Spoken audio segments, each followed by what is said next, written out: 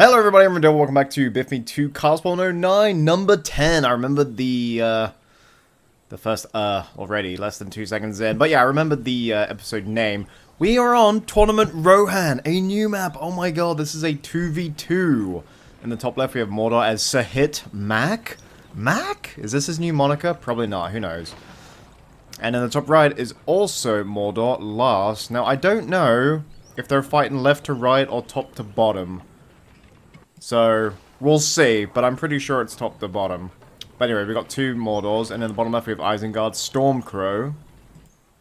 And in the bottom right, finally a good faction, Samwise! What the hell, Samwise and Mag in one game? I don't think this is their contemporaries, but hey, for the sake of the video, we'll say it is.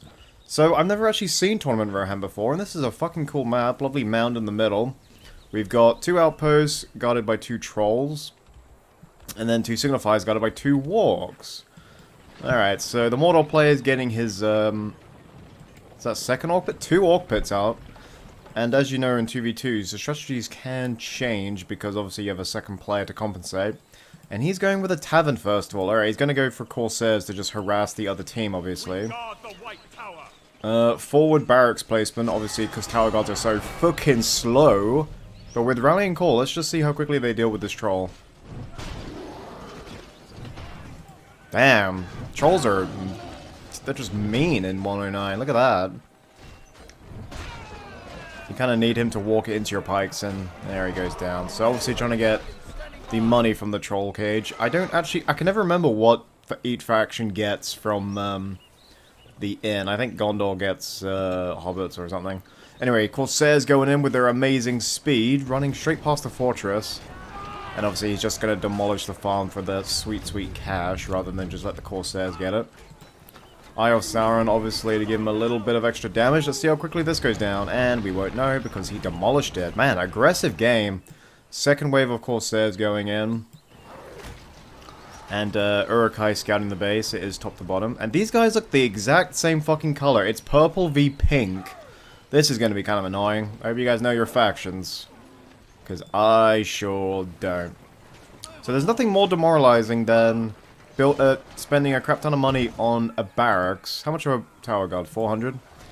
Just for some weird, smelly pirates to just waltz into your base and destroy all of your farms. It's quite demoralizing. These Uruk-hai move pretty fast as well, so I think he's going to try and do the same.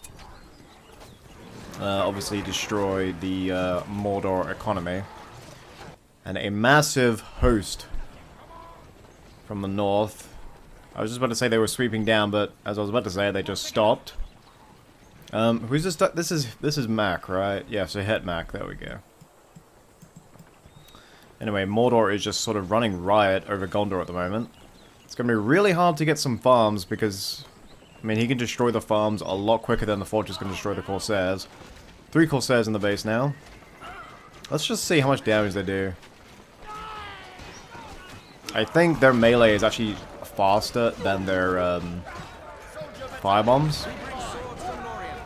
They bring swords from Lorien. Do they get elves from the outpost?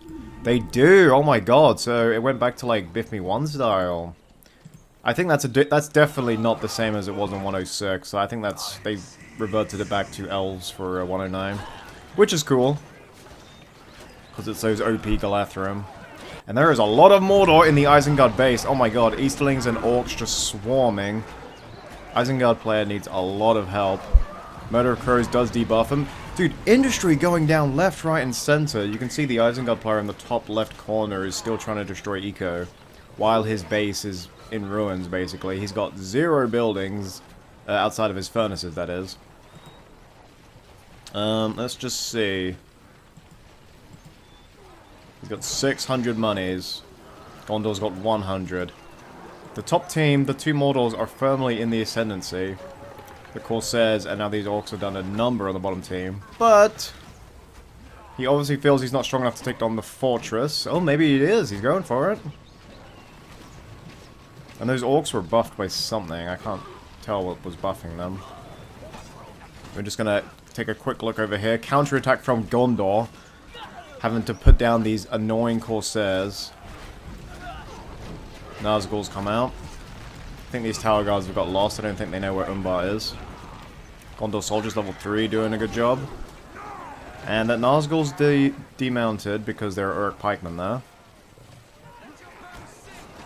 And level 4 tower guards. And they just have so much armor. Yeah, they move slowly, but holy god. He's just tanking that fortress like a boss.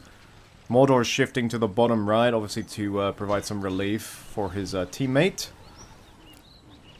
And early aggression seems to have just been countered by Gondor. I think he's actually bought his Isengard teammate plenty of time now. Because Isengard was really not looking good. Orc archers are killing elves. Everyone turn away now. That guy just got fucking ragdolled by the Nazgul. That's what I live for. Alright, 1 slaughterhouse, 2... Okay, he's still at 3 slaughterhouses. It's a massive mosh in the bottom. 3 factions fighting here. The Uruk-hai on aggressive stance, just wailing their swords. Actually, they each have like a similar animation to Lurtz, I just realized. Sort of Lurtz when he uses his carnage.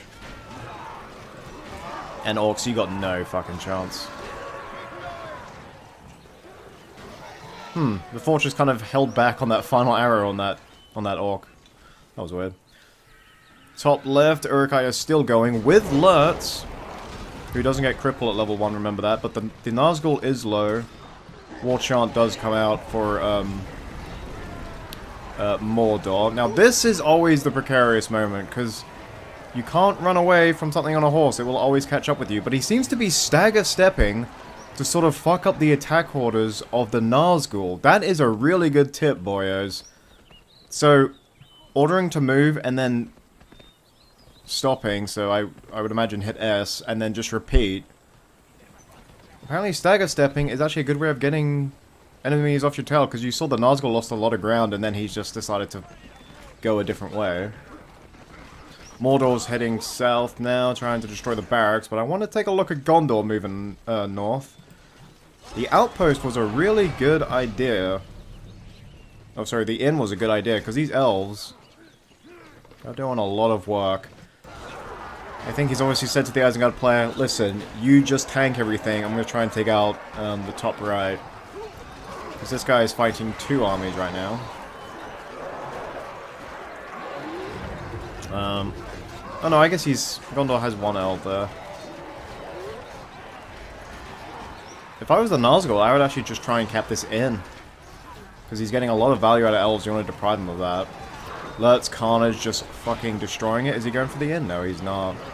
But yeah, really well played by Stormcrow to get his Lurtz out there. Because that is always a risk of like overextending your heroes and then they just die in the retreat. And the Nazgul, even when they're not mounted, look at him go. Just doot doot doot doot doot doot doot doot. I'm pretty sure that's what the steps sound like. He's got really jazzy footsteps. You heard it here first. This is an awesome map, though. How have I never played on Tournament Rohan before? How have Mac and I hosted so many tournaments and never picked the actual tournament maps? Christ, we were bad. I assure you, we know what we're doing. This channel is more than just passion for a game. We actually know what we're talking about. Wink, wink, nudge, nudge. But this has been pretty intense. This has actually been pretty cool. Did the inn go? No, he still got it. No Gondor heroes out yet. No Boromir. I'm hoping if we can get this into late game, we can see a Gandalf, because I always like it when the wizards show up. I'm actually really impressed with the bottom left player. I mean, yeah, he got wrecked early on, but he's done well to come back. He's done really well with his Uruk-hai. And a big Bombadillo, obviously, for Gondor. I'll go through all their powers in a sec. Bombadillo! I think he probably could have got... Oh no. Actually, I think Isengard actually outnumbers Mordor here. Because he's got 2 Uruk-hai here. Let's just have a look what's going on the top right. Nazgul fighting some Corsairs. Oh, sorry. Not Nazgul fighting Corsairs. Nazgul and Corsairs fighting. That'd be kind of weird.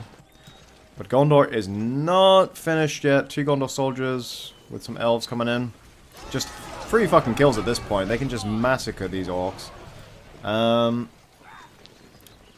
are we observing here? Oh, Hitmak has enough for his tier 2. Is he gonna go for industry or something? Oh no, I think industry connects to Eye of Sauron. I don't know. Barricade comes... No, he went for barricade. Okay. And Stormcrow is one off his tier 2. Now, I think the barricade... I think it's an Age of the Ring where the barricade is actually really, really strong. This seems to be okay. Destroying Tower Guard's reasonably fast, but... I think, yeah, I think I remember using an Age of the Ring a lot. It was actually pretty decent. But another attack repelled. I think Gondor needs to stop being so aggressive and just sort of get some heroes out, level the playing field since everyone else has heroes. And that is a great host. A great host of pink. Pink and purple clashing. The Battle of Shades, I guess. And Nazgul with that ever-present debuff. I'm awful for keeping my Nazgul alive. I think if you want to keep your Nazgul alive, you have to really pick and choose your battles and not use them as like a conventional hero. You want to definitely use them as the debuff. And then other times you just want to ride around and just try and pick off the enemy. Because while they are heroes, they are actually very susceptible to not just pikemen, but just other units in general. I mean, not in this case because it's one-on-one. This is a good example of picking your battles, but... 2 Gondor soldiers there. What the hell is he doing? Oh, anyway. Warg Riders have come out. PTSD intensifies, but there is... Mordor just has so many units. He's got the tavern out. From his teammates. No, that's his tavern. Not sure if he's going for the upgrades. Massive War Chant comes in. He's going for it. And even with his... Well, that's weird. Is he going to combo Devastation with something? Because he's still outnumbered. The Warg Roar is on cooldown. Those poor Wargs getting just pelted with arrows. He's going to try and slow down the Wargs since they're the most expensive unit. The Warg Trample games are going pretty well, and now they're dead. Lurtz is in the middle of that, I'm pretty sure. Did I see Lurtz in there? Yeah, there he is. Lurtz, your carnage is off cooldown. Why did you stop? Why did he pull back? There's all these dudes for the taking. Second set of Wargs come in, no howl, which is weird.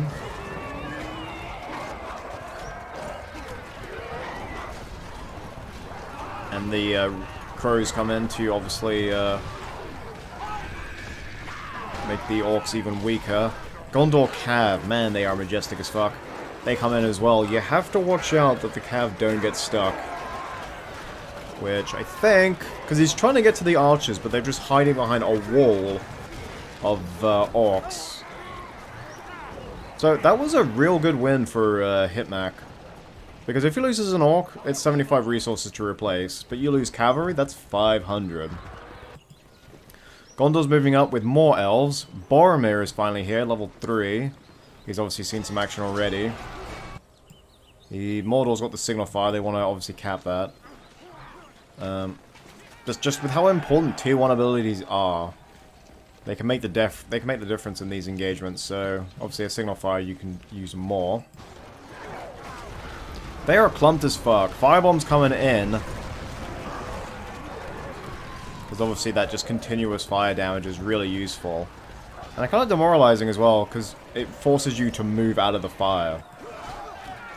They're fighting an Eye of Sauron, but they are just Corsairs. And there is the mighty Horn of Gondor.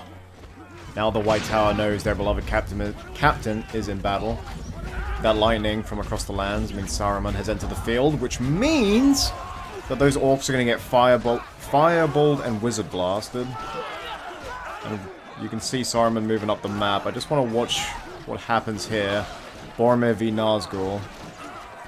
Don't worry, we're going to have to switch over now because I know what's coming. No. Oh, he's actually spread them out. He hasn't clumped them. And he moved his Saruman to avoid casting the Wizard Blast. It's too... Oh, man. Oh, he's clumped again. Oh, straight into Fireball. Saruman's really good in the early... Well, like the early part of his powers. I think it's meant to represent that he's so strong early on. It's because by default he's the strongest member of the Eastery. Or the Istari, but As time went on, Gandalf obviously overtook him. And I think that's sort of reflected in their abilities. Like, Saruman's level 10 pales in comparison to Gandalf's level 10. I don't know if you guys ever thought about that. Boromir is waddling away. I say that because he's got a similar waddle to King Dane. He's just as slow as Daney Boy. Aggressive tower. Alright, I want Gondor to win now with the well. And Boromir seemed to do a good job, but against 2 Nazgûl, it's always hard to win. Elves are coming in. Corsairs. Even during that battle, he managed to sneak Corsairs in and take out the eco. Saruman is still fighting here. Aggressive siege works, and he's upgrading it. He's obviously not going to try his luck with the battering rams. He's going to get the ballista out. I'm thinking it was a mistake to build it so far up there. Then again, though, it could pay off because... Oh, there's one battering ram, actually. His army is mostly orcs. Will we see another Muzen Blast? Oh, that was devilish. That was disgusting. Oh my god. That mortal player's gonna have a shower after this. But help from the east. Mordor show up. You know what they can do to buildings. This siege works might have been a mistake. 2 Nazgûl. He needs help from Gondor now. No help came from the Ents that day. Fireball's been used up. Saruman v... Well, he does knockback, but he's not a conventional fighter. Help has come in the form of Gondor Knights. And Cloud Break. Yes. Fucking scripted roleplay. I think he was going for the roleplay there. The cavalry come in just as the Cloud Break comes in. Stormcrow needs to retreat. Saruman. He has Bombadil to call in if he needs it. The buildings are still being attacked. He needs to make sure his buildings don't go down. There's a lot of money that's gone into this. Saruman's now level 5. So he can give his army another advantage. That is the Witch King. Oh god. The Witch King is out. No one is safe. And Lurtz was there too, who now has Pillage. And Cripple Shot. Which was actually used. 2 tier 1s in Barricade. Another Barricade. Ooh, Stormcrow's got the Watcher on standby. Dude, he's not putting up with any clump at all. I love these players. Can we get more? If anyone who's in this game is watching, dude, give me your replays. You have good games. They're working well together, the bottom team, with uniting their Cav and their Wargs. Let's just have a quick look. They're both going for siege, okay. And the Witch King is here, who... I mentioned Age of the Ring earlier. Witch King is amazing in that mod. Worthy of the title. Alright, the Siege Works is on fire, but still able to produce. Ballista number 1 is coming out. And this has been such a mobile game.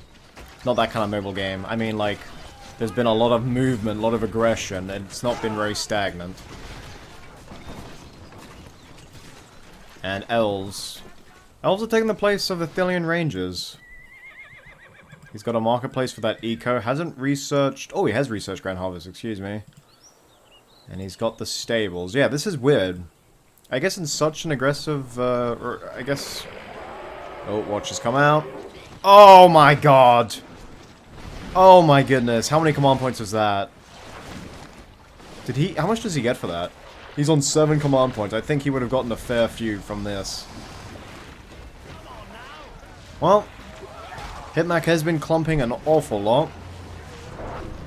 Which has played nicely into the Watcher and Saruman's hands. Or, not the Watcher's hands, tentacles, whatever. But now, Mordor's being besieged by 2 ballista. And unless he gets, like, his own catapults, or... Actually, I guess if he mounts up the Witch King...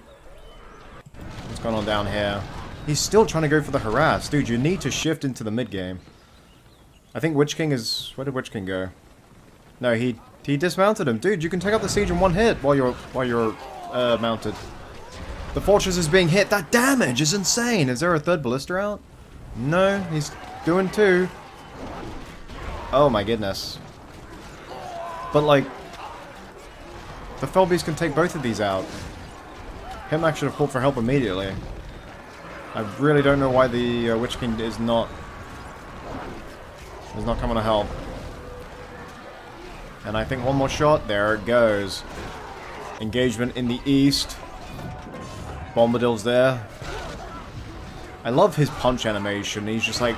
It looks like a flat-out haymaker. Like, ugh. Old man goes crazy in a bar. And then he just starts dancing. He goes from haymaker to dancing. Aragorn is here. Who is somehow level 4. I'm not sure how he managed to level up so quickly. But he does have Andoril, or Blade Master. And he still has his Athalas. So I think the multiplayer might get the Trebuchet here. But he's done really well because he's made towers and he's filled them up with really good archers. You know, I think these elves would really want it for him. But yeah, the Witch King couldn't attack this. There's too many towers. And the Trebuchets hadn't attacked his base yet. I don't know why he didn't go for these Ballista. And Hitmac is now out. And there we go! He called GG. That was a real good game. That was really fast-paced. We did actually get to see Saruman, but no Gandalf, unfortunately. That was a really fun game. Top team started out the better. They were in the ascendancy. But the way the bottom team recovered from losing so many eco buildings... yeah, no, they did really well to get back into that. Anyway, there'll be more casts in the future, including one Age of the Ring cast. So if you guys are a fan of that mod, that'll be coming out shortly. Anyway, hope you guys all enjoy, and I'll see you next time. Bye-bye.